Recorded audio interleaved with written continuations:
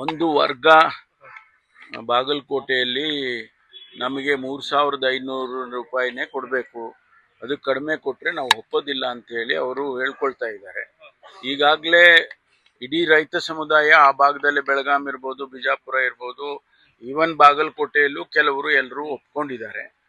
ಅವರು ನಾವು ಅದಕ್ಕೆ ಹೆಚ್ಚು ನಾವು ಕೊಡೋಕ್ಕಾಗೋದಿಲ್ಲ ಅಂತ ಹೇಳಿ ಫ್ಯಾಕ್ಟ್ರಿಯವರು ಹೇಳ್ತಿದ್ದಾರೆ. ರೀಸನಬಲ್ ಆಗಿ ಎಲ್ಲರೂ ಒಪ್ಕೊಂಡಾಗ ಅವರು ಒಪ್ಕೋಬೇಕಲ್ವಾ. ಸಮುದಾಯ ಪ್ರೊಟೆಸ್ಟ್ ಮಾಡಕ್ ಮಾತ್ರ ಎಲ್ಲ ಒಟ್ಟಿಗೆ ಸಮುದಾಯ ಅಂತಾರೆ, ರೈತ ಸಮುದಾಯ.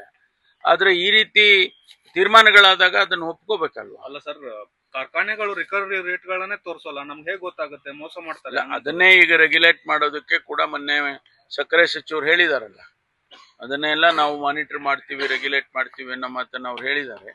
ಹಾಗಾಗಿ ಅದು ಅವರು ಒಪ್ಕೊಂಡ್ರೆ ಒಳ್ಳೇದು ಅಂತಕ್ಕಂಥದ್ದು. ಸರ್, ರಾಜ್ಯ ಕಾರಾಗೃಹ ಇಲಾಖೆಗೆ NIA ಪತ್ರ ಬರೆದಿದೆ ಸರ್. ಉಗ್ರನ ಕೈಗೆ ಹೇಗ್ ಬಂತು ಇದು? ರಾಷ್ಟ್ರೀಯ ಭದ್ರತೆಯ ವಿಚಾರ, ಗಂಭೀರವಾದ ವಿಚಾರ, ಹೇಗೆ ಬಂತು ಅಂತ ತಮ್ಮ ಗಮನಕ್ಕೆ? ಇಲ್ಲ, ಅದನ್ನು ಕೂಡ ನಾನು ಇವತ್ತು ಚರ್ಚೆ ಮಾಡ್ತೀನಿ.